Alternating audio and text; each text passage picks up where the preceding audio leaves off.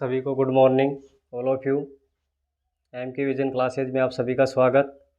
देखिए भाई, साइंस की जो क्लासें हैं वो आपको बहुत सुचारू रूप से और डीपली आपको क्या किया जा रहा है, प्रोवाइड किया जा रहा है। तो आप सभी से एक ही निवेदन है कि इस क्लासों को सभी को क्या करें, सेंड करें।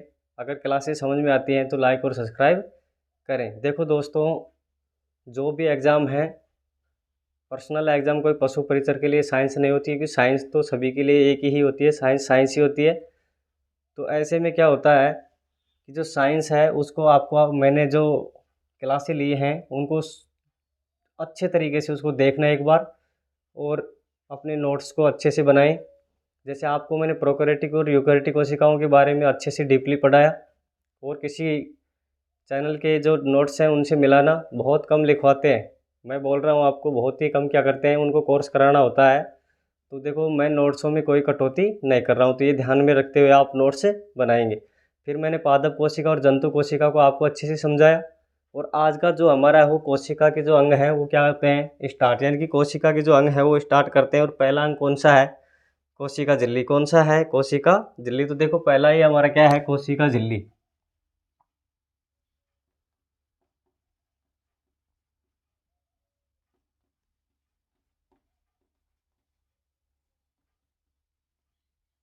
कोशिका झिल्ली यानी कि सेल मेम्ब्रेन।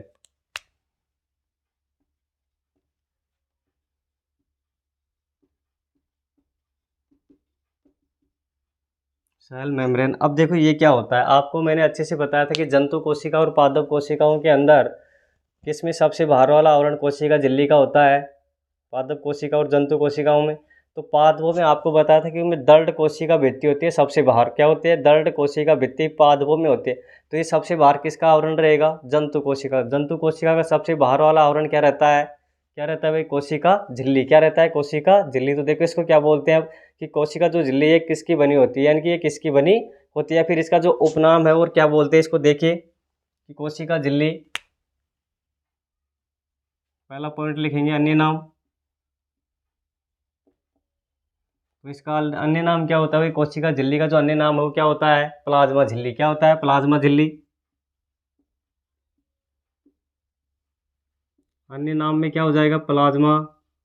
तो इसका अर्थ क्या हुआ कि जो कोशिका झिल्ली होती है, सेल मेम्ब्रेन होती है, उसका अन्य नाम क्या होता है, प्लाज्मा झिल्ली। क्या होता है, प्लाज्मा झिल्ली भी कहते हैं। तो इसका अन्य नाम क्या हो जाएगा, प्लाज्मा झिल्ली। पहली लाइन क्या हुई पूरी, कि कोशिका झिल्ली को और किस नाम से जानते हैं, प्लाज्मा झिल्ली। किस नाम से जानते हैं, प्लाज्मा झिल्ली। फिर क्या है, देखो जो ये किसकी बनी होती है, सबसे पहला पॉइंट आता है कि ये कोशिका जो झिल्ली है किसकी बनी होती है। तो देखो क्या होता है, ये किसकी बनी होती है,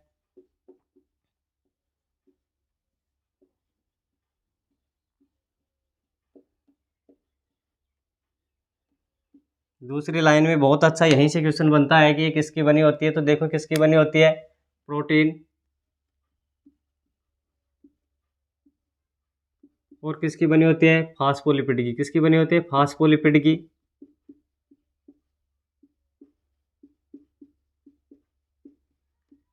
फास्फोलिपिड के कोष्ठ में लिख लेना वसा। क्या होती है, वसा। तो देखो ये किसकी बनी होती है भाई, यानी कि फास्फोलिपिड और प्रोटीन की कौन बनी होती है, प्रोटीन या वसा बोल सकते हैं, फिर प्रोटीन और फास्फोलिपिड बोल सकते हैं। तो किसकी बनी होती है, प्रोटीन और फास्फोलिपिड की। और इंपॉर्टेंट क्वेश्चन लगा लेंगे इसको, क्या पूछता है, कोशिका झिल्ली किसकी बनी होती है, प्रोटीन और फास्फोलिपिड। किसकी बनी होती है, प्रोटीन और फास्फोलिपिड की बनी होती है। अब देखो प्रोटीन और फास्फोलिपिड जो है इसको क्या बोलते हैं, दोनों को मिला करके, या फिर क्या लिख सकते हैं हम, लिपिड्स लिख लो इसको। क्या लिखेंगे, लिपिड्स लिख सकते हैं। जैसे प्रोटीन प्लस किसकी बनी हो गई, लिपिड्स की। अब इन दोनों को मिला करके क्या बोल सकते हैं, फास्फोलिपिड। क्या बोलते हैं, फास्फोलिपिड।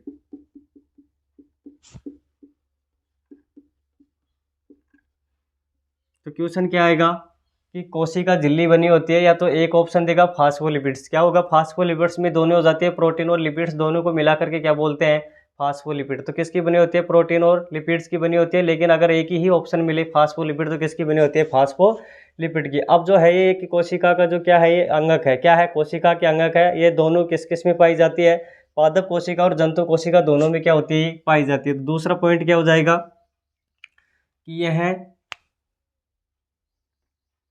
यह है पादप कोशिका, यह है पादप कोशिका, यह है पादप कोशिका, वह है जंतु कोशिका, जंतु कोशिका दोनों में पाई जाती है, दोनों में पाई जाती है। तो देखो क्या क्वेश्चन हो गया कि जो कोशिका झिल्ली होती है पादप कोशिकाओं में भी और जंतु कोशिका दोनों में पाई जाती है। नेक्स्ट जब कोशिका भित्ति पढ़ेंगे तो सिर्फ किस में पाई जाती है? पादपों में। पेड़ पौधों में बाहर का जो आवरण होता है किसका होता है? कोशिका भित्ति का। किसका होता है? कोशिका भित्ति का। तो दूसरा क्वेश्चन क्या होगा कि ये पादप कोशिका व जंतु कोशिका दोनों में क्या होती है? पाई जाती है। कौन पाई जाती है भाई? कोशिका झिल्ली। तो ये हमारा क्वेश्चन क्या होती है? देखो ये किसकी तो बनी है? प्रोटीन और लिपिड्स की। किसकी बनी है? प्रोटीन और लिपिड्स की। फिर है कि ये पादप कोशिका किस किस में पाई जाती है? कोशिका व जंतु कोशिका। यानी कि देखो पादप कोशिका और जंतु कोशिका दोनों के अंदर क्या होती है? पाई जाती है। अब देखो इसके कार्य क्या होते हैं, इसके कार्य क्या होते हैं। तो इसके जो कार्य होते हैं उसको देखना। अब ये कोशिकाओं के अंदर होती तो है लेकिन क्या काम करती है? देखो हर चीज़ के अपने अपने क्या होते हैं भाई? वर्क होते हैं, कार्य होते हैं। तो देखो ये क्या काम कर सकती है? सुरक्षा व परिवहन का कार्य करती है। क्या करती है? सुरक्षा व परिवहन का कार्य करती है। सुरक्षा व परिवहन का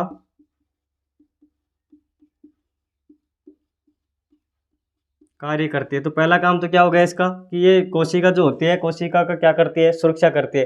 यानी जैसे कोई चोट लगी, बाहर से अगर चोट लगती है तो उसको क्या करती है? सहन करती है। यानी कि कोशिका के अंगों को टूटने नहीं देती। तो ये क्या करती है? सुरक्षा और परिवहन। परिवहन किसका करती है?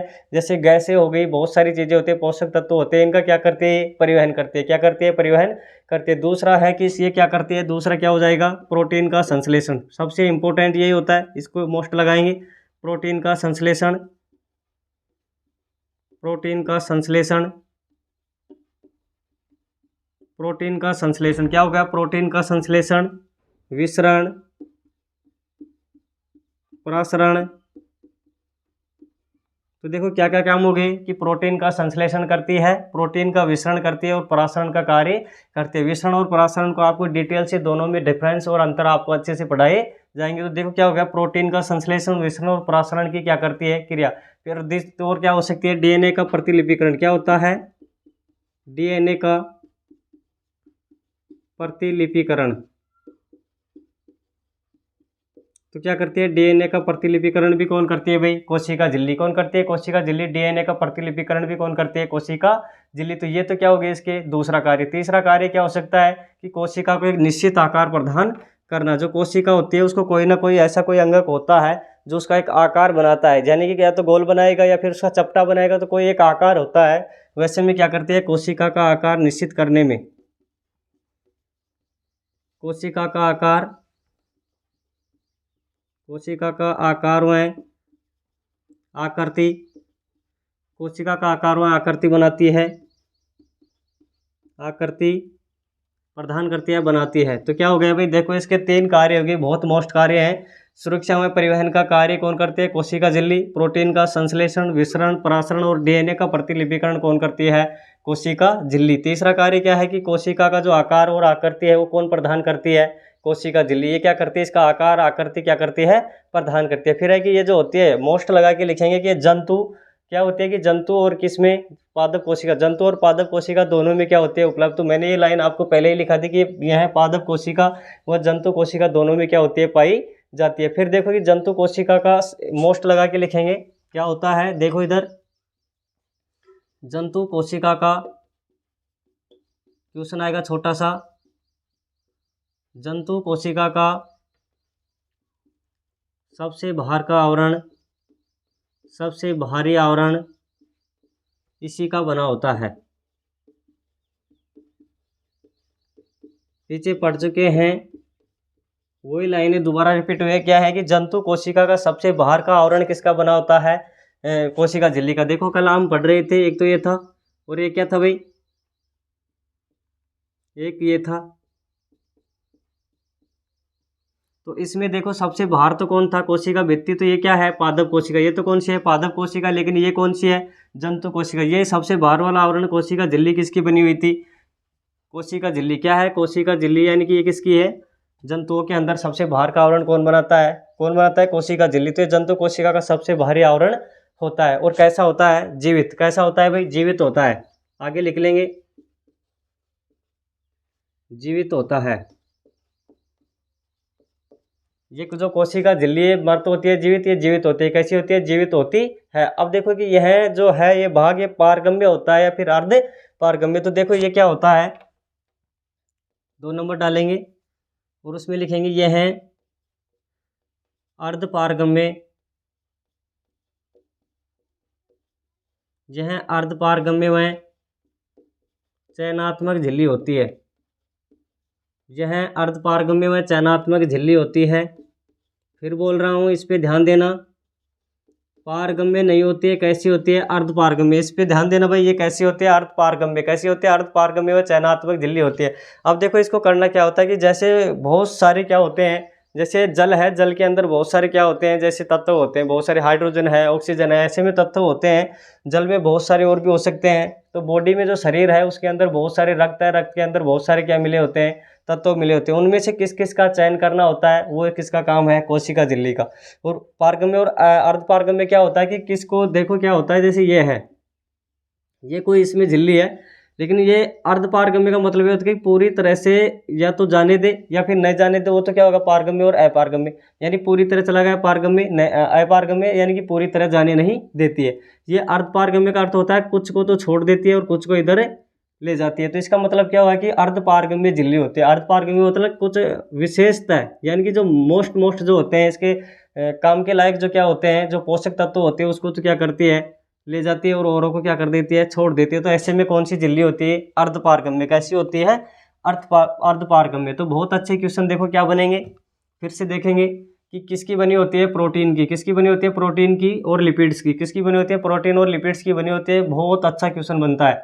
फिर है इसका एक साथ अगर इसका नाम बोलेंगे तो क्या बोलेंगे, फास्फोलिपिड। क्या बोलेंगे, फास्फोलिपिड। फिर है कि यह पादप कोशिका व जंतु कोशिका दोनों में पाई जाती है। क्वेश्चन आएगा, कोशिका झिल्ली पाई जाती है पादपों में, जंतुओं में, ए और बी दोनों में, इनमें से कोई नहीं, तो ए और बी दोनों में पाई जाती है। फिर देखेंगे कि सुरक्षा में परिवहन का कार्य करती है, यानी कि जो कोशिका झिल्ली होती है इसका काम क्या क्या होता है। ये सुरक्षा करती है, परिवहन का कार्य करती है। प्रोटीन का संश्लेषण, सबसे मोस्ट पर्सन ये उड़ता है यहाँ से। प्रोटीन का संश्लेषण कौन करती है, कोशिका झिल्ली।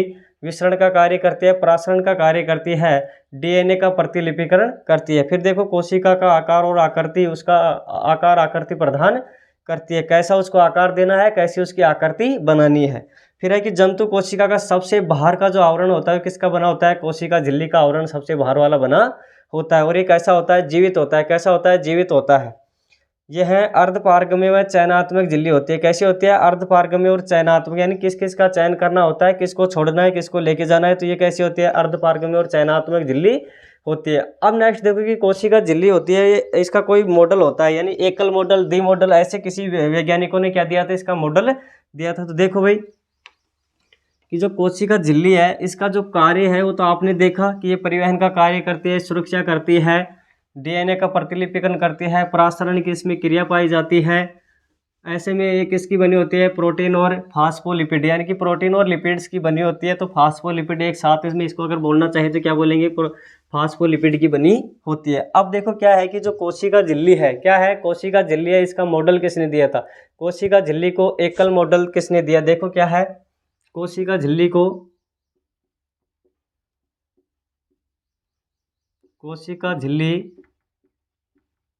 कोशिका झिल्ली का एकल मॉडल किसने दिया। तो देखो एक वैज्ञानिक है, कौन है भाई, एक वैज्ञानिक है जिसका क्या नाम है, यानी कि एकल मॉडल दिया था, उसका नाम क्या है, कि एकल मॉडल तो दिया था उसने। इस चीज़ को क्या बोल सकते हैं, एकल मॉडल है, क्या बोल सकते हैं भाई, एकल मॉडल बोले। फिर इसको क्या बोल सकते हैं, तरल मोजेक। क्या है, तरल मोजेक नाम दिया था। क्या, तरल मोजेक,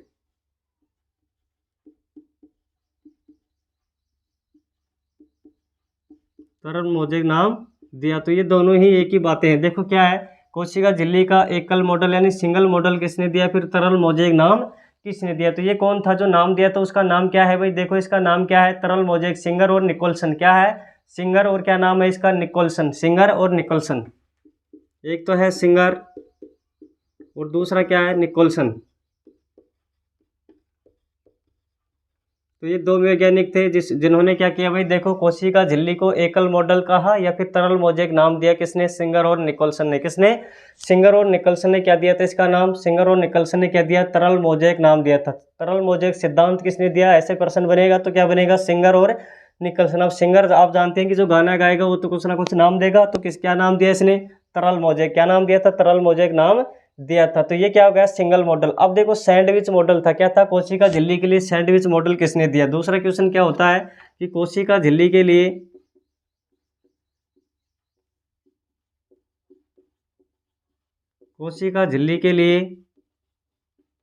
सैंडविच मॉडल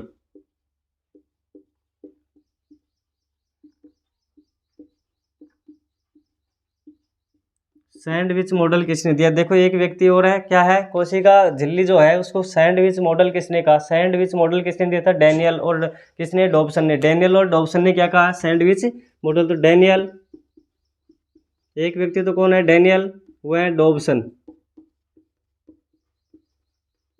कौन कौन है भाई? डैनियल और डॉब्सन ने क्या नाम दिया था? Sandwich model. क्या दिया था? Sandwich model. सिद्धांत किसने दिया था? डैनियल और डॉब्सन ने। किसने दिया था? डैनियल व डॉब्सन ने कोशिका झिल्ली को क्या कहा है? Sandwich model. क्या कहा है? Sandwich model. तो ये दो वैज्ञानिक हो गए। कौन कौन से? देखो एकल मॉडल तो किसने दिया? तरल मोज़ेक नाम तो सिंगर और निकोलसन ने दिया है, और जो सैंडविच मॉडल है वो किसने दिया है? डैनियल और डॉब्सन ने। किसने दिया है? डैनियल व डॉब्सन ने क्या नाम दिया इसको? Sandwich model. तो ये कोशिका के क्या होते हैं? फंक्शन होते हैं। अब अगर और देखें तो क्या हो सकता है, जैसे कोशिका भित्ति, जो कोशिका झिल्ली है, ये पदार्थों को अंदर ले जाती है, बाहर काट निकालती है। तो ऐसे में देखो क्या क्या बोल सकते हैं।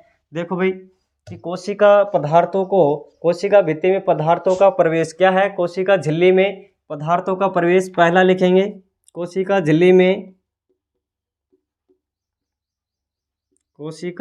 में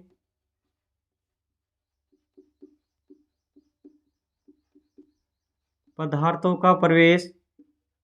अब देखो एक तो होता है प्रवेश, एक क्या होता है? पदार्थों को निकालना। क्या होता है? निकालना। तो कोशिका में प्रवेश करना क्या होगा यार कि इन यानी अंदर। तो क्या लिख सकते हैं इसको? एंडोसाइटोसिस। क्या लिख सकते हैं? एंडोसाइटोसिस।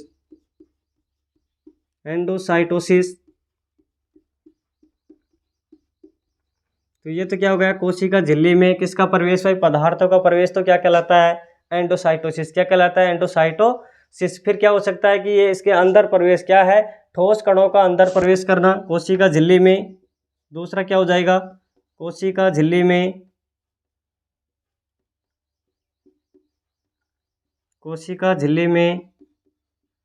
ठोस कणों का अंदर प्रवेश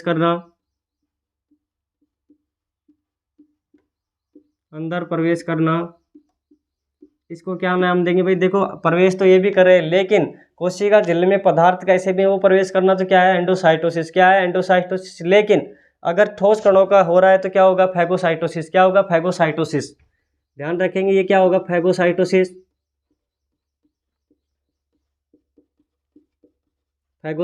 क्या रहेगा? फैगोसाइटोसिस। दो नाम आ चुके हैं। देखो अच्छे से याद करके जाना है कि कोशिका झिल्ली में पदार्थों का प्रवेश कहलाता है एंडोसाइटोसिस।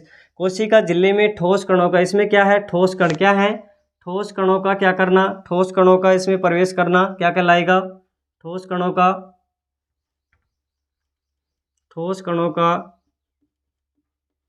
कणों का प्रवेश करना क्या कहलाता है? फैगोसाइटोसिस। क्या कहलाता है? फैगोसाइटोसिस क्या कहलाता है?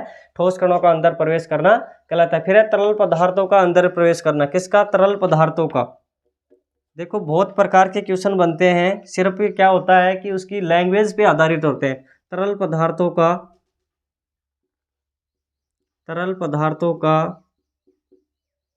पदार्थों का कोशिका झिल्ली में, सॉरी पहले कोशिका झिल्ली लिखो। कोशिका झिल्ली के द्वारा,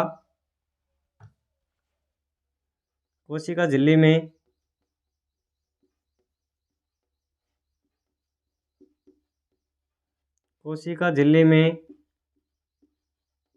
तरल पदार्थों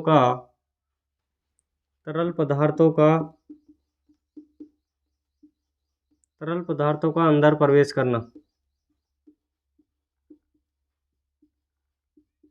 अब देखो पहला तो क्या था, कुछ नहीं कहेगा तो क्या है, एंडोसाइटोसिस। क्या है, एंडोसाइटोसिस। लेकिन अगर ठोस कण प्रवेश कर रहे हैं तो क्या होगा, फैगोसाइटोसिस। क्या होगा, फैगोसाइटोसिस। और इसको क्या बोलेंगे भाई, यानी कि किसको, यानी कि तरल पदार्थों का, कोशिका झिल्ली में तरल पदार्थों का अंदर प्रवेश करना क्या कहलाता है, क्या कहलाता है, पिनोसाइटोसिस। क्या होगा, पिनोसाइटोसिस। ध्यान रखेंगे क्या होगा, पिनोसाइटोसिस।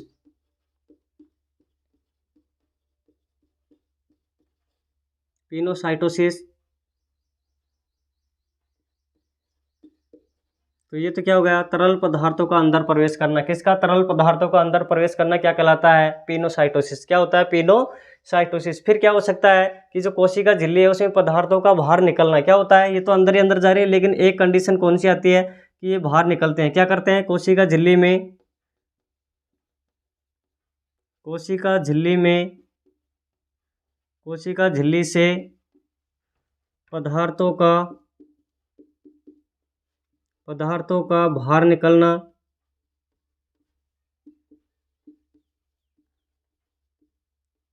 अब देखो अंदर तो एंडोसाइटोसिस है। क्या है, अंदर तो एंडोसाइटोसिस है, लेकिन ये क्या हो जाएगा, एक्जोसाइटोसिस। क्या हो जाएगा, एक्जोसाइटोसिस। ध्यान रखेंगे ये क्या होगा, एक्जोसाइटोसिस। नाम में थोड़ा थोड़ा फर्क है, गलत नहीं करना है। कोशिका झिल्ली में पदार्थों का प्रवेश, एंडोसाइटोसिस। कोशिका झिल्ली में ठोस कणों का अंदर प्रवेश करना, फैगोसाइटोसिस। कोशिका झिल्ली में तरल पदार्थों का अंदर प्रवेश करना, पिनोसाइटोसिस। क्या है, पिनोसाइटोसिस। कोशिका झिल्ली में, कोशिका झिल्ली में पदार्थों का बाहर निकलना, एक्जोसाइटोसिस। क्या है, एक्जोसाइटोसिस। तो ये तो क्या हो गई भाई, इसके जो प्रवेश करना और बाहर निकालना। अब इनको मेन है कि इसको याद कैसे रखें। मेन प्रॉब्लम क्या है, किताब में भी लिखे हुए हैं, कोई दिक्कत नहीं, सब पढ़ सकते हैं, लेकिन याद इसको कैसे रखा जाए। मेन फंक्शन क्या है, इसको याद रखना। देखो क्या हो जाएगा, कोशिका झिल्ली में, कुछ नहीं बोल रहा, सिर्फ इतना दिया, कोशिका झिल्ली में पदार्थों का प्रवेश करना। तो प्रवेश यानी इन यानी अंदर होता है। क्या होता है, इन यानी अंदर, यानी अंदर जाना। तो एंडोसाइटोसिस, इनसे एंड याद रखेंगे, यानी एंडोसाइटोसिस। क्या हो गया, कोशिका में प्रवेश हो गया, पदार्थों का कोशिका के अंदर प्रवेश करना, एंडोसाइटोसिस। फिर इसके ऊपर आएंगे, पहले देखो कि कोशिका झिल्ली में, इसको छोड़ना 2 नंबर को 1 मिनट। कोशिका झिल्ली में तरल पदार्थ, और तरल पदार्थ हम याद रखने के लिए, जैसे पानी है। क्या है, पानी है।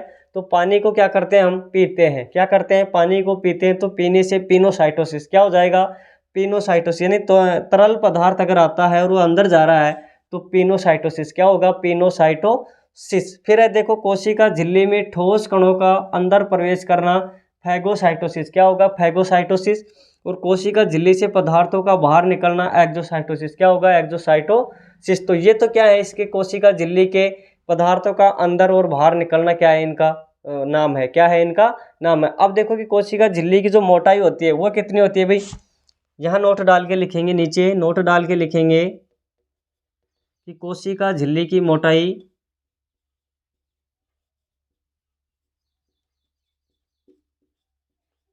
कोशिका झिल्ली की मोटाई कितनी होती है, 75 एंगस्ट्रम। कितनी होती है, 75 एंगस्ट्रम। और इस एक को लिख लेंगे, क्या नाम है इसका, एंगस्ट्रम। ध्यान रखेंगे क्या है, एंगस्ट्रम। तो ये तो क्या है, एंगस्ट्रम। 75 एंगस्ट्रम क्या होती है, कोशिका झिल्ली की मोटाई कितनी होती है, 75 एंगस्ट्रम इसकी मोटाई होती है। तो ये तो क्या होता है भाई, आपका पूरा का पूरा कोशिका झिल्ली में पूरे क्वेश्चन आपको क्या हो जाएंगे, अटेंड हो जाएंगे। इससे बाहर क्वेश्चन कोशिका झिल्ली से आपसे नहीं पूछा जाएगा। अब इनसे मैं एक क्वेश्चन देता हूँ आपको, आप करके देखना कैसा, अच्छा बहुत अच्छा क्वेश्चन आता है, उसको करना, देखना, क्वेश्चन को अच्छे से पढ़ना। और ऐसे ही क्वेश्चन वहाँ मिलेंगे। गलती बहुत होती है स्टूडेंट, ध्यान देंगे कि क्वेश्चन देखो, पढ़ाते सब हैं, मानते हैं, अच्छा पढ़ाते हैं, मेरे से बहुत अच्छा पढ़ाते हैं। लेकिन क्या होता है कि अगर क्वेश्चन आए हुए पे थोड़ी नज़र रखें कि क्वेश्चन कैसे कैसे पूछता है, तो उससे उसको क्या होता है, आकलन निकलता है कि बच्चे को कैसे क्या देना है। तो देखो क्वेश्चन क्या है, कोशिका झिल्ली बनी होती है। ध्यान देंगे, क्वेश्चन एग्जाम का क्वेश्चन है।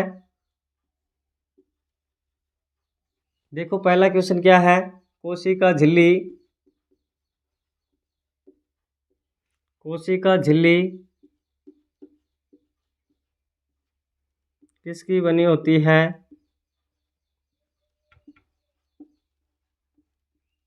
पीछे कोई नहीं देखेगा, अभी अभी बता के आए हैं। और आप ऑप्शनों को देखना, क्वेश्चन कैसे पूछे जाते हैं। मेन फंक्शन होता है कि क्वेश्चन क्या पूछता है। देखो कोशिका झिल्ली किसकी बनी होती है, तो देखो इसमें पहला ऑप्शन क्या लिखें, लिपिड्स। क्या लिखें, लिपिड्स।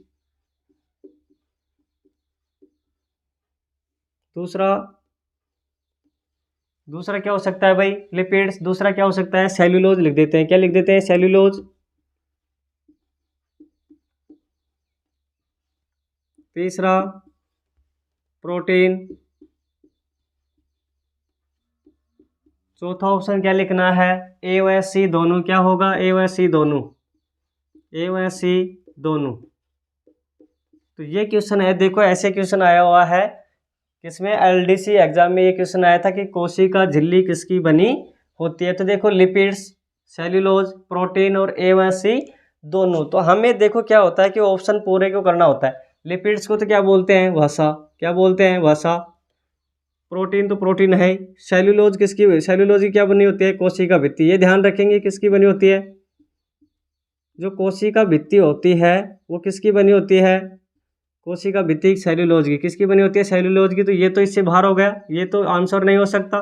फिर देखो लिपिड्स भी होगा और क्या होगा, प्रोटीन। इसका मतलब हमारा आंसर क्या चला जाएगा, ए व सी दोनों। क्या चला जाएगा, ए व सी दोनों। यानी प्रोटीन लिपिड्स की और प्रोटीन की बनी होती है, जिसको फास्फोलिपिड बोलते हैं। क्या बोलते हैं, फास्फोलिपिड। तो सेल्यूलोज की क्या बनी होती है, कोशिका भित्ति। क्या बनी होती है, कोशिका भित्ति। तो इससे क्या पूछता है, ऐसे में क्वेश्चन आपसे पूछ लिया जाता है। नेक्स्ट देखो, तो ये तो हमारा क्या हुआ, कोशिका झिल्ली जो है उसको अच्छे से आपको क्या हुआ समझाएगा। अब देखो क्या होता है, कोशिका झिल्ली पूरी होते ही किसके बारे में बात करते हैं, इसके नीचे वाला जो अंगक है वो कौन सा है, कोशिका भित्ति। क्या है, कोशिका भित्ति। अब कोशिका झिल्ली और कोशिका भित्ति में आपको अच्छे से क्या हो जाना चाहिए, यहाँ से लगभग क्वेश्चन पूछ लिया जाता है। तो देखो क्या होता है, कोशिका भित्ति। दूसरा क्या है, कोशिका भित्ति। तो कोशिका भित्ति इसको क्या बोलते हैं, सेल वॉल।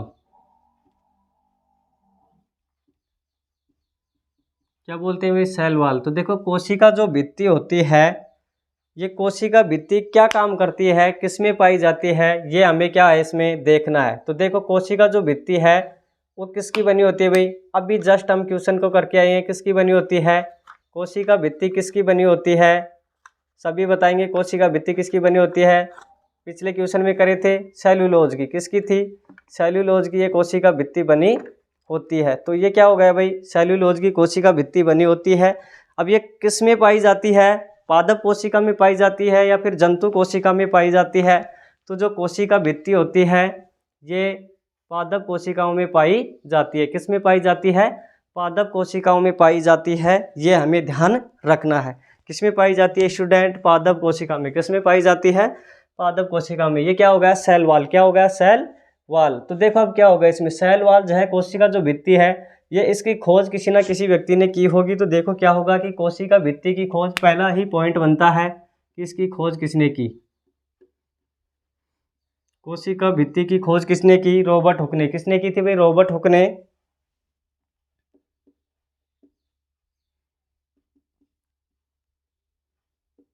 रॉबर्ट हुक ने किसने की थी, रॉबर्ट हुक ने क्या की है, कोशिका भित्ति की क्या की है, खोज। तो पहला क्वेश्चन क्या हो गया, कोशिका भित्ति की खोज किसने की, रॉबर्ट हुक ने। किसने की है, रॉबर्ट हुक ने। फिर है कि जो कोशिका भित्ति होती है पादपों का सबसे बड़ा क्या होती है, भार वाला भाग होती है। क्या होती है, सबसे बड़ा भार वाला भाग होती है। तो दूसरा क्वेश्चन क्या होगा कि पादप कोशिका का, पादप कोशिका का,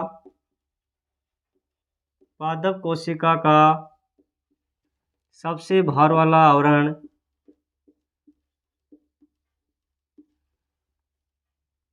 सबसे भार वाला आवरण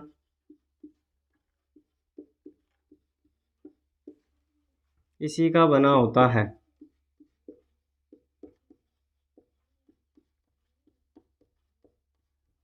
तो क्या हो गया, किसका बना होता है, कोशिका भित्ति का। किसका बना होता है, कोशिका का। किसका, पादप। इसको ध्यान रखना, इसको अंडरलाइन कर लेना। जंतुओं के अंदर कोई कोशिका भित्ति नहीं होती है, ध्यान रखेंगे। मैं फिर से बोल रहा हूँ, जैसे जंतुओं में मनुष्य आता है, स्तनधारी आते हैं, ये सारे किस में आते हैं, जंतुओं में। तो जंतुओं में कोई क्या नहीं होता है, कोशिका भित्ति नहीं होती। तो देखो क्या होगा कि पादप कोशिकाओं का सबसे बाहर का आवरण क्या होती है, कोशिका भित्ति, जबकि जंतु कोशिकाओं का सबसे बाहर का आवरण क्या होती है, कोशिका झिल्ली। ये आपको ध्यान रखना है। फिर देखो क्या होता है कि जो ये है इसका कार्य क्या होता है, क्या इसका जो कार्य है वो क्या होता है। जैसे कोशिका झिल्ली के हमने कार्य पढ़े कि ये परिवहन का काम करती है, सुरक्षा का काम करती है, प्रोटीन का संश्लेषण करती है। ये किसके काम थे, कोशिका झिल्ली के। डीएनए का प्रतिलिपिकरण, परासरण, विसरण, ये सभी के सभी किसके कार्य थे, कोशिका झिल्ली के। लेकिन जो कोशिका भित्ति होती है इसका भी कुछ ना कुछ क्या होता है, फंक्शन होता है, कार्य होता है। तो क्या होता है देखो, ये भी क्या करती है, सुरक्षा एवं परिवहन का कार्य करती है। पहला काम तो क्या हो जाएगा, सुरक्षा और परिवहन का कार्य करती है। तो पहला कार्य क्या हो गया, सुरक्षा वह परिवहन का कार्य करती है।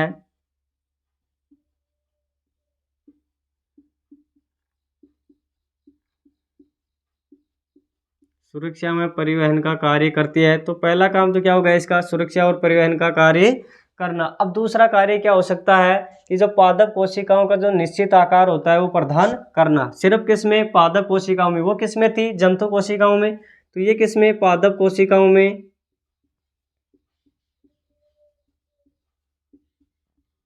पादप कोशिकाओं में, पादप कोशिकाओं में आकार में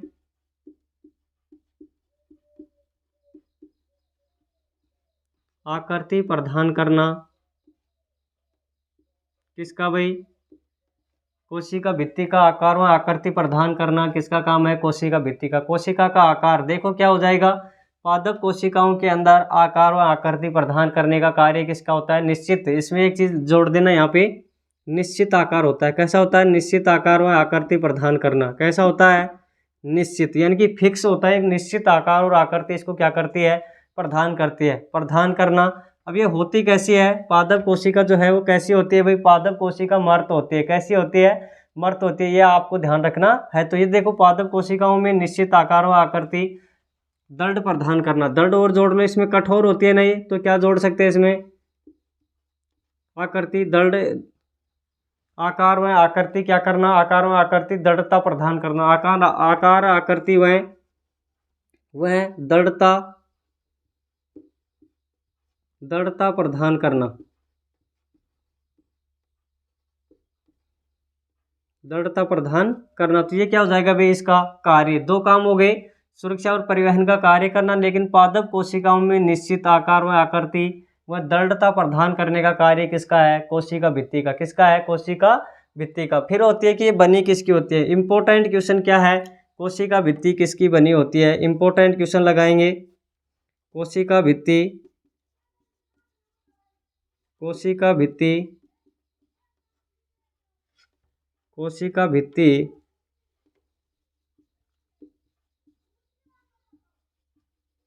किसकी बनी होती है। तो किसकी बनी होती है भाई, कोशिका भित्ति। 2-3 दिन से लगातार पढ़ रहे हैं, सेल्यूलोज की। किसकी बनी होती है,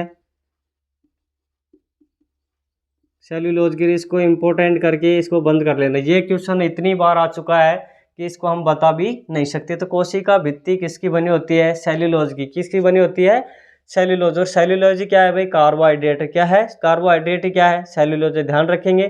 तो किसकी बनी होती है, इसकी सेल्यूलोज की। किसकी बनी होती है, सेल्यूलोज की। तो ये क्वेश्चन यहाँ से होता है आपका कंप्लीट। अब देखो क्या होता है कि जो कोशिका भित्ति है ये होती कैसी है, निर्जीव। कैसी होती है भाई, जो कोशिका जो भित्ति है इसको ध्यान में रखेंगे कि यह है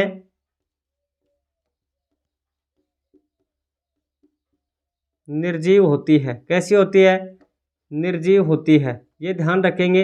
अब ये निर्जीव कैसे होती है, जैसे जो तना होता है, तने के ऊपर जो छाल होती है वो कैसी होती है। जैसे बहुत ज़्यादा दिनों का अगर कोई पौधा हो गया, बहुत ज़्यादा उम्र का पौधा है, तो उसकी छाल छूटने लगती है, तो वो कैसी होती है, मर्त होती है। तो यह है निर्जीव होती है। कैसी होती है, यह है निर्जीव होती है। यानी कि इसको क्या लिख सकते हैं, मर्त होती है। कैसी होती है, मर्त। तो निर्जीव का अर्थ क्या होगा, ये मर्त होती है। इसमें कार्बनिक पदार्थों में अगर देखें तो सेलुलोज क्या होता है, इसमें बहुत मात्रा में पाया जाता है। यह निर्जीव होती है। तथा तथा कार्बनिक पदार्थ, तथा कार्बनिक पदार्थ के रूप में, कार्बनिक पदार्थ के रूप में, कार्बनिक पदार्थ के रूप में सर्वाधिक मात्रा में, सर्वाधिक मात्रा में सेल्यूलोज पाया जाता है। कार्बनिक पदार्थ में तो कौन है? सेल्यूलोज। वह अकार्बनिक पदार्थ, अकार्बनिक पदार्थ, अकार्बनिक पदार्थ, अकार्बनिक पदार्थ सर्वाधिक जल होता है। कौन होता है? जल होता है। बहुत अच्छा। देखो क्वेश्चन में थोड़ा ध्यान देना। क्वेश्चन पूछेगा कोशिका भित्ति में कार्बनिक पदार्थ सबसे ज्यादा कौन होता है? सेल्यूलोज। सबसे ज्यादा कौन होता है? कार्बनिक पदार्थ तो कौन है? सेल्यूलोज। कैसा है? कार्बनिक पदार्थ। ये ध्यान रखेंगे कि कोशिका भित्ति के अंदर कार्बनिक पदार्थ में सर्वाधिक कौन होता है? सेल्यूलोज। जबकि अकार्बनिक पदार्थ कौन होता है? जल। कौन होता है? जल। तो क्वेश्चन देखो कैसे बनेगा। कोशिका भित्ति में अकार्बनिक पदार्थ की मात्रा किसकी कौन सी होती है सबसे ज्यादा? ऑप्शन देगा आपको जल, सेल्यूलोज, प्रोटीन, कार्बोहाइड्रेट। ऐसे क्वेश्चन आते हैं। सॉरी, कार्बोहाइड्रेट नहीं, जैसे वसा। तो ऐसे क्वेश्चन देगा तो उसमें कौन हो जाएगा? जल। कौन हो जाएगा? जल। अकार्बनिक सबसे ज्यादा कौन है? जल। और कार्बनिक कौन सा होता है? सेल्यूलोज। अब एक होता है कार्बनिक, एक होता है अकार्बनिक। तो नाम से पता चल रहा है कि जिसमें कार्बन की मात्रा ज्यादा उपस्थित होती है वो क्या होता है? कार्बनिक। और जिसमें कार्बन होता नहीं वो कैसा होता है? अकार्बनिक। कैसा होता है? अकार्बनिक। तो ये क्या हो गई? कोशिका झिल्ली के कार्य। क्या हो गए? कोशिका झिल्ली के कार्य। और ये किसकी बनी होती है? सेल्यूलोज की। किसकी बनी होती है? सेल्यूलोज की। अब देखो कि पादप कोशिकाओं में भी क्या होता है कि ये इसमें भी क्या होता है, जैसे आपने पढ़ा कि पदार्थों का कोशिका झिल्ली में प्रवेश करना। कोशिका झिल्ली की बातें हैं, ध्यान देना कि पदार्थों का प्रवेश करना तो क्या था? एंडोसाइटोसिस। क्या था? एंडोसाइटोसिस। और अगर यदि ठोस कणों का उसमें प्रवेश करना था तो वो तो क्या था? ठोस कणों का क्या था? फैगोसाइटोसिस। क्या था? फैगोसाइटोसिस। तरल पदार्थों में क्या था? पेनोसाइटोसिस। क्या था भाई? पेनोसाइटोसिस। क्या था? पेनोसाइटोसिस। तो ये देखो अब इसमें क्या होगा कि पादप कोशिका भित्ति किसकी बनी होती है? 4-5 होती है। जैसे कौन कौन से? यहाँ से क्या लगाएंगे?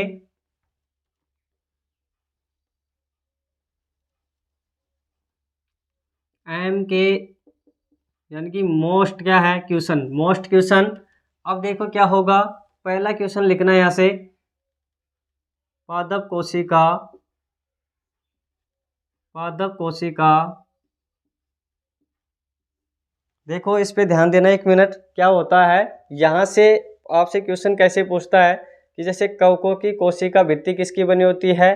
पादपों की कोशिका भित्ति किसकी बनी होती है? जीवाणु की कोशिका भित्ति किसकी बनी होती है? तो ये क्वेश्चन आपसे बहुत बार क्या कर लेता है? पूछ लेता है। तो ये देखो बहुत अच्छे क्वेश्चन है, ये ध्यान रखेंगे।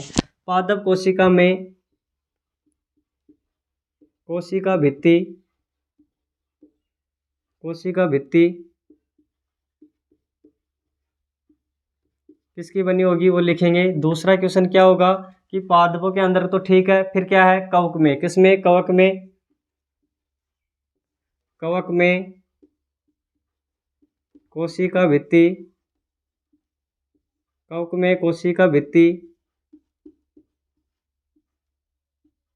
कवक में कोशिका भित्ति किसकी होती है? तीसरा क्वेश्चन क्या हो सकता है भाई? कवक के बाद में क्या हो सकता है? शैवाल। क्या हो सकता है? शैवाल। शैवालों में, शैवाल में कोशिका भित्ति, शैवाल में कोशिका भित्ति, कोशिका भित्ति किसकी बनी होती है? और चौथा क्वेश्चन क्या हो सकता है? जीवाणु में कोशिका भित्ति किसकी बनी होती है? जीवाणु में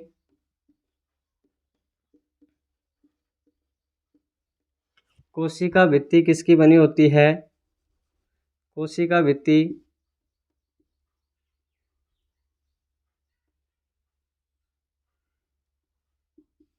सॉरी भाई, इसमें क्या है कि बड़ी है कोशिका भित्ति,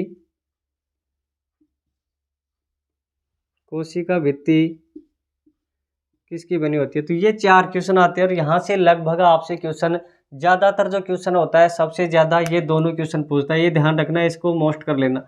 एक तो कवकों का है, एक पादप कोशिका का। तो पादप कोशिकाओं में कोशिका भित्ति किसकी बनी होती है? सेल्यूलोज की। किसकी बनी होती है? सेल्यूलोज की। तो पहला ऑप्शन का हमारा आंसर क्या हो गया? सेल्यूलोज। ध्यान रखेंगे। पादप कोशिकाओं में कोशिका भित्ति किसकी बनी होती है? सेल्यूलोज की। किसकी बनी होती है? सेल्यूलोज की। दूसरा क्वेश्चन देखो, नेक्स्ट क्वेश्चन क्या है कि कवक जो होते हैं उसमें जो कोशिका भित्ति होती है वो किसकी बनी होती है? कवकों में काइटिन की। किसकी बनी होती है? काइटिन की। ये ध्यान रखेंगे, बहुत अच्छा क्वेश्चन है और बार बार क्वेश्चन पूछता है। काइटिन और सेल्यूलोज बहुत बार क्वेश्चन क्या करता है? पूछता है। तो ये तो क्या हो गया? कोशिका भित्ति किसकी? काइटिन की। अब होता है शैवालों में कोशिका भित्ति किसकी बनी होती है? ग्लाइकोप्रोटीन की। किसकी बनी होती है? ग्लाइकोप्रोटीन की। ये ध्यान रखेंगे, ग्लाइकोप्रोटीन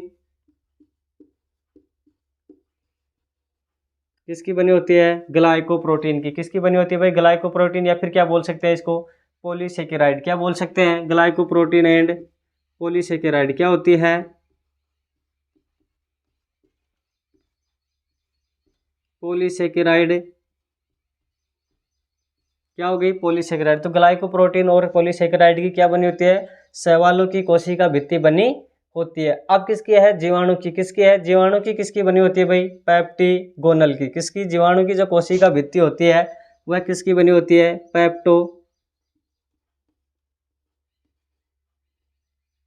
पेप्टोग्लाइकोजन। पेप्टोग्लाइकोजन पेप्टोग्लाइकोजन की क्या बनी होती है? पेप्टो या फिर पेप्टिग्लाइकोजन की क्या बनी होती है? जीवाणु की कोशिका भित्ति बनी होती है। तो ये क्या हो गई भाई? कोशिका भित्ति के क्या होते हैं? ये क्वेश्चन, यानी कि कौन सी कोशिका भित्ति किसकी बनी होती है, ये आपके क्या होते हैं? क्वेश्चन। तो ध्यान देंगे, जो कवकों में कोशिका भित्ति किसकी बनी होती है? कवकों के अंदर कोशिका भित्ति काइटिन की बनी होती है। किसकी बनी होती है? काइटिन की बनी होती है। किसमें? कवकों के अंदर। किसमें भाई? कवकों के अंदर जो कोशिका भित्ति होती है वो किसकी बनी होती है? काइटिन की। किसकी? काइटिन की।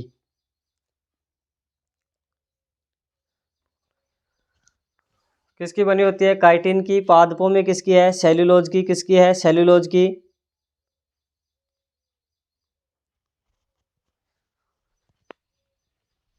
शैवालों में किसकी है? ग्लाइकोप्रोटीन और पॉलीसेकेराइड। पॉलीसेकेराइड। पेप्टो देखो, इसमें जीवाणु में कोशिका भित्ति किसकी है? पेप्टोग्लाइकोजन। क्या है? पेप्टोग्लाइकोजन, या फिर क्या बोलते हैं इसको? क्या बोलते हैं? पेप्टी ग्लाइडोमिन। पेप्टिग्लाइडोमिन की बनी होती है। तो ये क्या हो गई भाई? जीवाणु में कोशिका भित्ति पेप्टोग्लाइकोजन या फिर पेप्टिग्लाइडोमिन की बनी होती है। तो ये क्या हो गए आपके? कोशिका भित्ति के क्या होते हैं? क्वेश्चन। अब नेक्स्ट देखो क्या होते हैं, इसको तो क्या कर लेंगे हम? इसको तो क्या कर लेंगे? बंद। यानी कि यहाँ से लगभग क्वेश्चन आपको पूछना लाजमी है। तो ये दोनों क्वेश्चनों को तो विशेषता याद रखेंगे, दोनों को सेल्यूलोज और काइटिन की बनी होती है। ये क्या है? बहुत कम पूछता है जीवाणु, लेकिन ये भी कभी कभी बार क्या कर लेता है? क्वेश्चन पूछ लेता है। तो नेक्स्ट देखो अब क्या होगा कि ये तो क्या होगी? इसकी बनी होती है। अब इसमें जो पादप कोशिका होती है इसमें एक प्राथमिक स्तर होता है और ये क्या होता है? द्वितीय स्तर। क्या होता है भाई? द्वितीय स्तर। तो देखो, प्राथमिक स्तर और क्या होता है? द्वितीय स्तर। अब प्राथमिक स्तर और द्वितीय स्तर को जब समझे तो देखो क्या होता है भाई। एक मिनट इधर देखना, जैसे सपोज करें ये होता है ऐसे,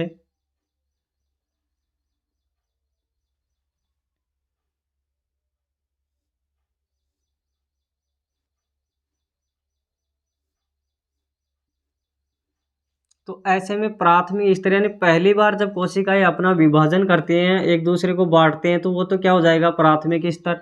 और दूसरी बार अगर बांटते हैं, देखो यहाँ पर बहुत बार कोशिकाएं बट रहे हैं, तो इसको क्या कहेंगे? द्वितीय स्तर। क्या कहेंगे? द्वितीय स्तर। तो ये तो कौन सा हो जाएगा? फर्स्ट स्तर। और ये कौन सा हो जाएगा? सेकंड स्तर। कौन सा हो जाएगा? सेकंड स्तर। तो प्राथमिक स्तर के आधार पर भी देखो क्या होता है कि जब ये बढ़ते हैं तो यहाँ पर कुछ ना कुछ पदार्थ होता होगा। क्या होता होगा? कुछ ना कुछ पदार्थ तो होता होगा। तो इसमें क्या होगा? देखो क्या लिखेंगे? पादप कोशिकाओं के प्राथमिक स्तर की सेल वॉल। पादप कोशिकाओं में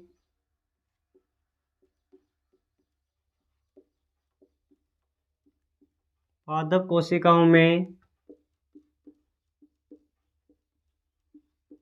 प्राथमिक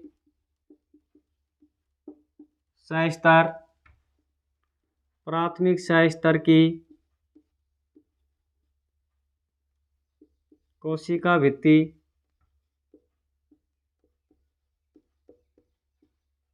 कोशिका भित्ति किसकी बनी होती है? किसकी बनी होती है? तो देखो क्या होगा? कोशिका भित्ति किसकी बनी होती है? किसकी बनी होती है। तो देखो क्या होगा भाई, यहाँ लिखते हैं कि प्राथमिक स्तर, ये ध्यान रखेंगे फर्स्ट स्टेज जो होता है वो किसकी बनी होती है। फर्स्ट स्टेज में किसकी बनी होगी, सेल्यूलोज और किसकी, हेमी सेल्यूलोज की। किसकी, सेल्यूलोज। एक तो क्या है सेल्यूलोज एंड क्या है हेमी सेल्यूलोज। क्या होगा, हेमी सेल्यूलोज यानी अर्ध, अर्ध होता है। क्या होता है, हेमी का अर्थ क्या होता है, अर्ध।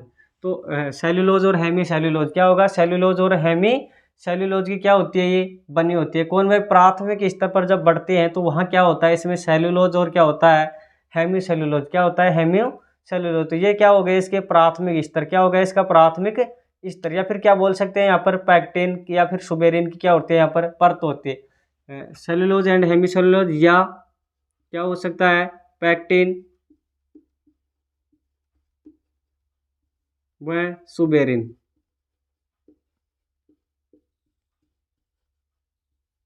सबसे ज्यादा किसको पूछता है, पैक्टिन को। क्या पूछता है, पैक्टिन कहाँ पाया जाता है, तो पादप कोशिकाओं के प्राथमिक सह स्तर के ऊपर क्या होता है, पैक्टिन। किसका आवरण होता है, पैक्टिन का आवरण होता है। या फिर क्या बोलेगा, सुबेरिन। क्या बोलेगा, सुबेरिन। तो ये क्या होते हैं, पैक्टिन और सुबेरिन का आवरण कहाँ पाया जाता है, प्राथमिक सह स्तर। किसमें, पादप कोशिकाओं में प्राथमिक सह स्तर की जो कोशिकाएं होती है वो किसकी बनी होती है, कोशिका भित्ति पैक्टिन की। किसकी बनी होती है, पैक्टिन की बनी होती है। तो ये आपको क्या करना था, ध्यान रखना। देखो पादप कोशिकाओं में द्वितीय स्तर होता है। क्या होता है, द्वितीय स्तर होता है। उसको देखते हैं कि पादप कोशिकाओं में, पादप कोशिकाओं में, पादप कोशिकाओं में जो कौन सा है, ये तो प्राथमिक स्तर तो किसका है, पैक्टिन और सुबेरिन। ज्यादातर क्या याद रखना है आपको, पैक्टिन और सुबेरिन, या फिर सेल्यूलोज या हेमी सेल्यूलोज। देखो ऐसे पूछ लेगा, निम्न में से सत्य है, असत्य है। तीन चार ऑप्शन देके एक आपको अलग से दे देगा, जैसे वसा। क्या दे देगा इसमें, वसा। तो वसा का कोई लेना देना नहीं होता है किसमें, प्राथमिक सह स्तर में। तो द्वितीय स्तर की अगर बात करें तो पादप कोशिकाओं में जो द्वितीय स्तर है वो सलवाल है, वो किसकी बनी होती है, वो देखना है। देखो द्वितीय स्तर क्या होगा अब इसमें, कि कोशिकाओं में द्वितीय स्तर, द्वितीय सह स्तर, सह स्तर की कोशिका भित्ति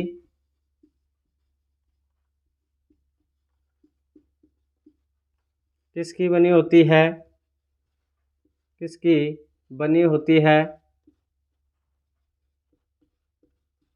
किसकी बनी होती है। तो देखो भाई किसकी बनी होती है, लिग्निन की। किसकी, लिग्निन का क्या होता है, मोटा आवरण होता है। किसका होता है, लिग्निन का मोटा आवरण होता है। तो ध्यान रखेंगे किसका, जो लिग्निन होता है। क्या होता है, जो लिग्निन होता है उसका क्या होता है, मोटा आवरण होता है। तो देखो लिग्निन क्या हो जाएगा, लिग्निन का मोटा आवरण।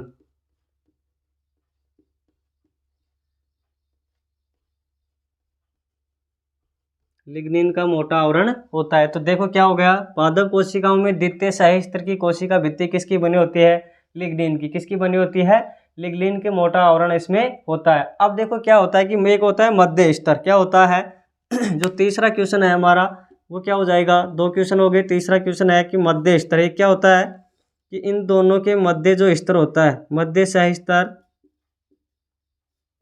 क्या होगा भाई, मध्य जो सह स्तर होता है, क्या होता है, जो मध्य सह स्तर होता है वो किसका बना होता है, मध्य सह स्तर किसका बना होता है, कैल्शियम प्लस मैग्नीशियम का। किसका बना होता है, कैल्शियम और मैग्नीशियम का क्या होता है, पैक्टेट क्या होते हैं, पैक्टेट लवणों से बने होते हैं। तो मध्य सह स्तर कैल्शियम और मैग्नीशियम के पैक्टेट लवणों का बना होता है।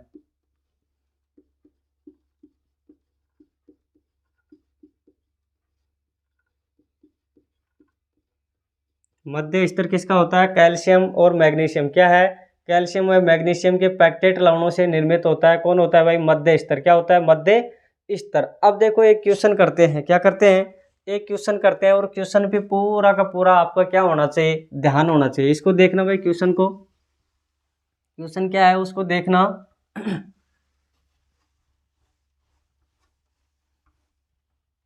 एग्जाम का क्वेश्चन है और क्वेश्चन को देखेंगे। पहला क्वेश्चन है, देखो क्वेश्चन क्या है कि कोशिका भित्ति पाई जाती है,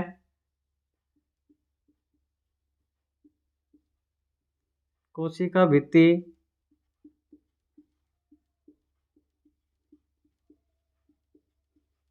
पाई जाती है। पहला ऑप्शन देखें कवकों में, दूसरा ऑप्शन जीवाणु में, क्या है कवक जीवाणु, और क्या हो सकता है कवक जीवाणु। पादप कोशिका क्या हो सकती है, पादप कोशिका।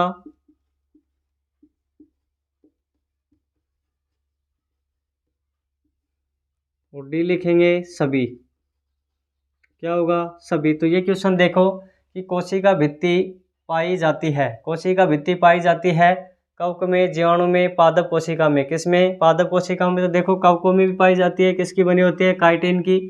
जीवाणु में भी पाई जाती है, पादप कोशिकाओं में पाई जाती है जो सेलुलोज की बनी होती है। तो क्या हो जाएगा आंसर हमारा डी, क्या हो जाएगा डी। तो ये क्या हो गया, कोशिका भित्ति पाई जाती है, तीनों में कोशिका भित्ति पाई जाती है। अब देखो क्या होता है कि आपने एक चीज़ देखी होगी, उसको समझो पहले।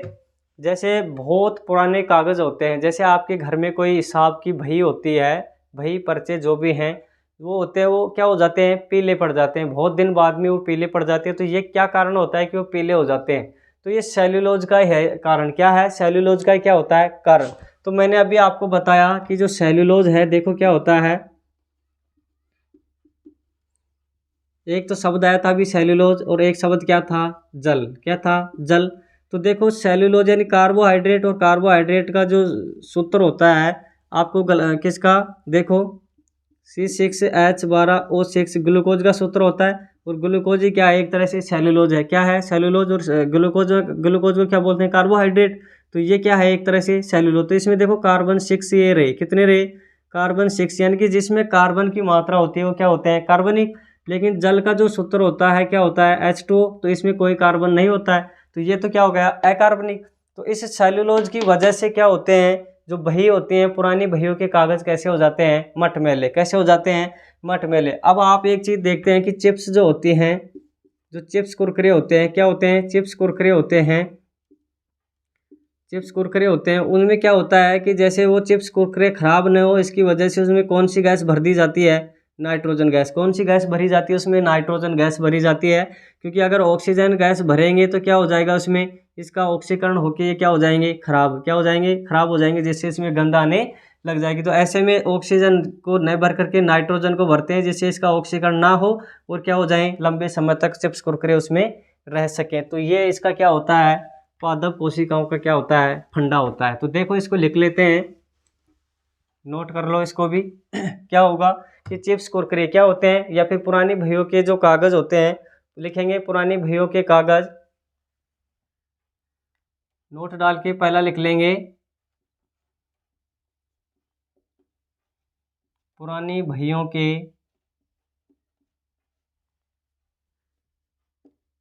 कागज़। क्या होगा, पुरानी जो बही होती है उसके कागज़ सेल्यूलोज के ऑक्सीकरण के कारण, कागज़ सेल्यूलोज के ऑक्सीकरण के कारण, सेल्यूलोज के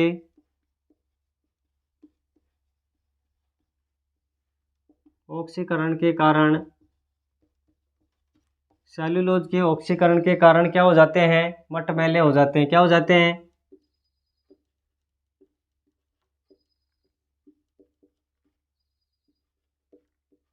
मटमैले हो जाते हैं या फिर पीले हो जाते हैं।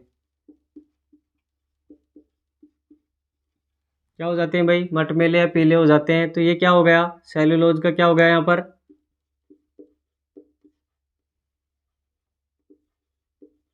पीले हो जाते हैं। देखो मटमैले या पीले हो जाते हैं, क्या हो जाते हैं, जो पुरानी बही होती हैं, ये कागज़ होते हैं, बहुत ज़्यादा सालों में बाद में कैसे हो जाते हैं, बिल्कुल पीले हो जाते हैं। नहीं, सफ़ेद से क्या हो जाते हैं, पीले क्यों होते हैं, सेल्यूलोज का ऑक्सीकरण हो जाता है। क्या हो जाता है, सेल्यूलोज का ऑक्सीकरण हो जाने से ये हो जाते हैं। अब चिप्स कुरकुरे में नाइट्रोजन भरी जाती है, दूसरा ऑप्शन लिखेंगे इसमें, दूसरा जो हमारी हेडिंग है क्या है कि चिप्स कुरकुरे में क्या होते हैं, चिप्स और कुरकुरे जो होते हैं उसमें क्या होता है, चिप्स और कुरकुरे में, चिप्स में कुरकुरे क्या होते हैं, चिप्स में कुरकुरे में क्या होता है भाई, नाइट्रोजन भरी जाती है, चिप्स में कुरकुरे में नाइट्रोजन गैस भरी जाती है।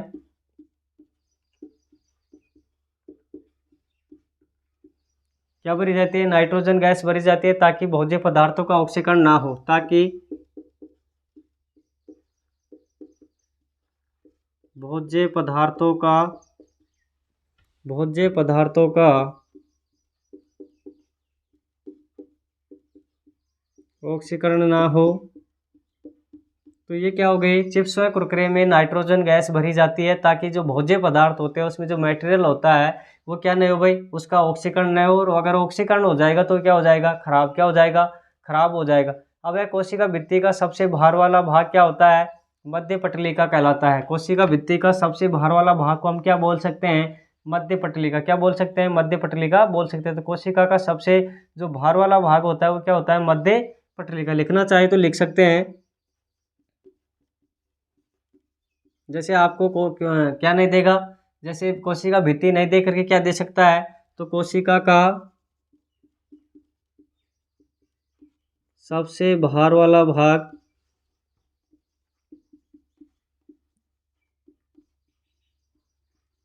क्या कहलाता है, मध्य पटलिका।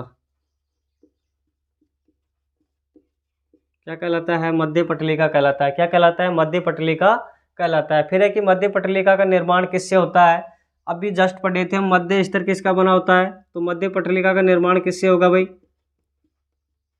Calcium plus magnesium. किससे हो रहा था, कैल्शियम और मैग्नीशियम से क्या हो रहा था, इसका निर्माण किससे हो रहा था, कैल्शियम और मैग्नीशियम से इसका जो क्या हो रहा था, पैक्टेट जो होते हैं कैल्शियम मैग्नीशियम के, इनसे क्या होता है, मध्य पटलिका का निर्माण होता है। फिर क्या है इसमें कि जो दो कोशिकाओं के जो जोड़ने वाली जो क्या होती है संरचना, उसको क्या कहते हैं, मध्य पटलिका। लिखेंगे मध्य पटलिका क्या होती है, मध्य पटलिका होती है दो कोशिकाओं को जोड़ने की संरचना। दो कोशिकाओं को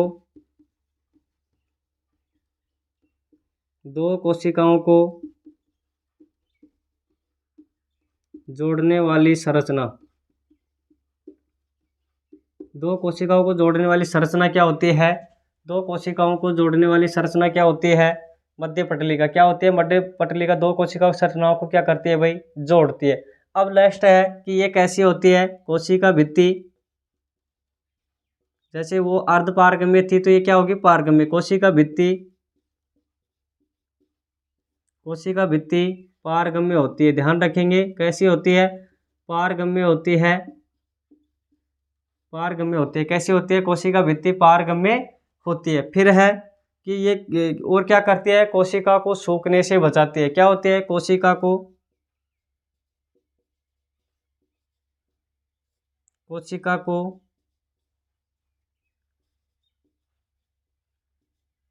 सूखने से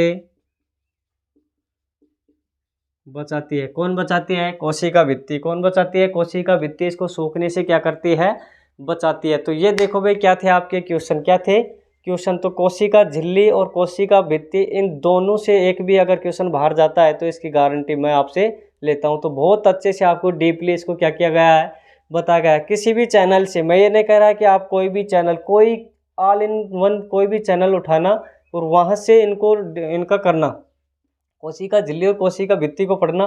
सिर्फ तीन बातें लिखवाते हैं। कितनी बातें लिखवाते हैं, तीन बातें। क्या, किसकी बनी होती है, क्या कार्य होता है, और ये क्या होती है, बस इतना होता है। तो अगर यदि आपको कुछ नया मिलता है तो नोट्सों को अच्छे से बनाएं और वही रिवीजन रेगुलर करें। क्या करें, रिवीजन का आप कैसे भी करके 15-20 मिनट अलग से निकाल के रिवीजन ज़रूर करते रहें। तो ये क्या होती है आपकी जो पार्ट है आपका कंप्लीट होता है, किसका, कोशिका झिल्ली और कोशिका भित्ति का। नेक्स्ट जो कोशिका अंग होंगे वो हम नेक्स्ट क्लास में देखेंगे। तो हैव ए नाइस डे।